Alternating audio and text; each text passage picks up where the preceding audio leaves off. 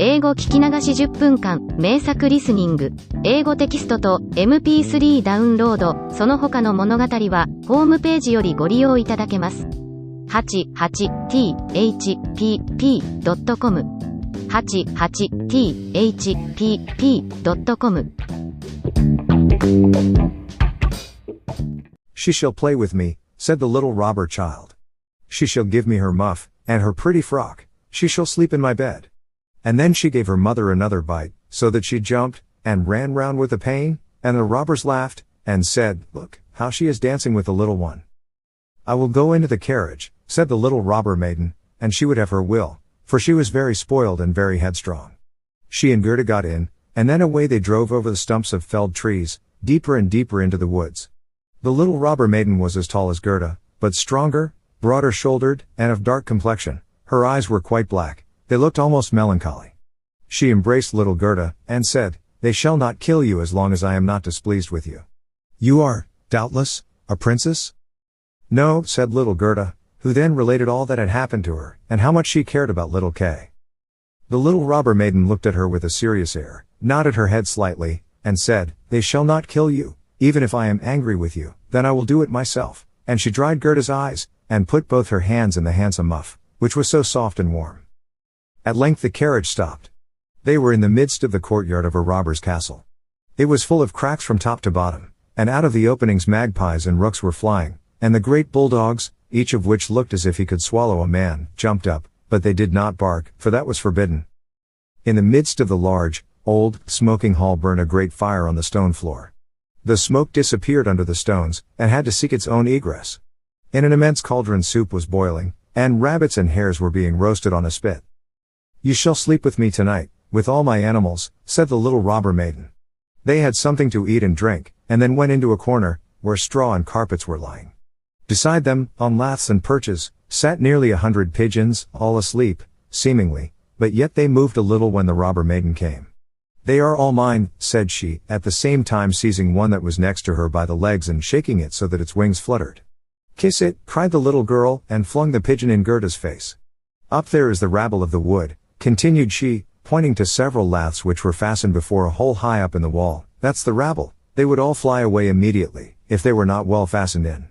And here is my dear old Bach, and she laid hold of the horns of a reindeer, that had a bright copper ring round its neck, and was tethered to the spot. We are obliged to lock this fellow in too, or he would make his escape. Every evening I tickle his neck with my sharp knife, he is so frightened at it. And the little girl drew forth a long knife, from a crack in the wall, and let it glide over the reindeer's neck. The poor animal kicked, the girl laughed, and pulled Gerda into bed with her. Do you intend to keep your knife while you sleep? Asked Gerda, looking at it rather fearfully. I always sleep with the knife, said the little robber maiden. There is no knowing what may happen. But tell me now, once more, all about little Kay, and why you have started off in the wide world alone.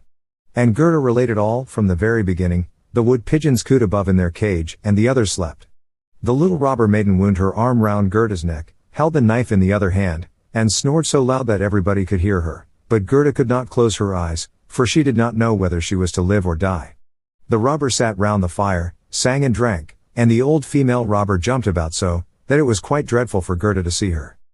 Then the wood pigeon said, Coo! Coo! We have seen little Kay. A white hen carries his sledge. He himself sat in the carriage of the Snow Queen, who passed here, down just over the wood, as we lay in our nest. She blew upon us young ones, and all died except we two. Coo! Coo! What is that you say up there? Cried little Gerda. Where did the Snow Queen go to? Do you know anything about it? She is no doubt gone to Lapland, for there is always snow and ice there. Only ask the reindeer, who is tethered there. Ice and snow is there. There it is, glorious and beautiful, said the reindeer. One can spring about in the large shining valleys. The Snow Queen has her summer tent there, but her fixed abode is high up towards the North Pole, on the island called Spitzbergen. Oh, Kay. Poor little Kay, sighed Gerda. Do you choose to be quiet? Said the robber maiden. If you don't, I shall make you. In the morning Gerda told her all that the wood pigeons had said, and the little maiden looked very serious, but she nodded her head, and said, That's no matter, that's no matter. Do you know where Lapland lies? She asked of the reindeer. Who should know better than I? Said the animal, and his eyes rolled in his head. I was born and bred there I leapt about on the fields of snow. Listen, said the robber maiden to Gerda. You see that the men are gone, but my mother is still here, and will remain. However, towards morning she takes a draught out of the large flask, and then she sleeps a little, then I will do something for you. She now jumped out of bed, flew to her mother, with her arms round her neck, and pulling her by the beard, said, Good morrow, my own sweet nanny good of a mother. And her mother took hold of her nose, and pinched it till it was red and blue, but this was all done out of pure love. When the mother had taken a sup at her flask, and was having a nap, the little robber maiden went to the reindeer, and said, I should very much like to give you still many a tickling with the sharp knife, for then you are so amusing. However, I will untether you, and help you out, so that you may go back to Lapland. But you must make good use of your legs, and take this little girl from me to the palace of the Snow Queen, where her playfellow is. You have heard, I suppose, all she said, for she spoke loud enough, and you were listening. The reindeer gave a bound for joy. The robber maiden lifted up little Gerda, and took the precaution to bind her fast on the reindeer's back. She even gave her a small cushion to sit on. Here are your worsted leggins, for it will be cold, but the muff I shall keep for myself, for it is so very pretty. But I do not wish you to be cold. Here is a pair of lined gloves of my mother's, they just reach up to your elbow. On with them. Now you look about the hands just like my ugly old mother. And Gerda wept for joy. I can't bear to see you fretting, said the little robber maiden. This is just the time when you ought to look pleased. Here are 2 loaves and a ham for you, so that you won't starve. The bread and the meat were fastened to the reindeer's back. The little maiden opened the door, called in all the dogs, and then with her knife cut the rope that fastened the animal, and said to him, Now, off with you, but take good care of the little girl. And Gerda stretched out her hands with the large wadded gloves towards the robber maiden, and said, Farewell. And the reindeer flew on over bush and bramble through the great wood, over moor and heath, as fast as he could go. Dizza, dizza, was heard in the sky. It was just as if somebody was sneezing. These are my old northern lights, said the reindeer, look how they gleam. And on he now sped still quicker, day and night on he went, the loaves were consumed, and the ham too, and now they were in Lapland. 6th story. The Lapland Woman and the Finland Woman. Suddenly they stopped before a little house, which looked very miserable. The roof reached to the ground, and the door was so low that the family were obliged to creep upon their stomachs when they went in or out. Nobody was at home except an old Lapland woman, who was dressing fish by the light of an oil lamp. And the reindeer told her the whole of Gerda's history, but first of all his own, for that seemed to him of much greater importance. Gerda was so chilled that she could not speak. Poor thing, said the Lapland woman, you have far to run still. You have more than 100 miles to go before you get to Finland. There the Snow Queen has her country house, and burns blue lights every evening.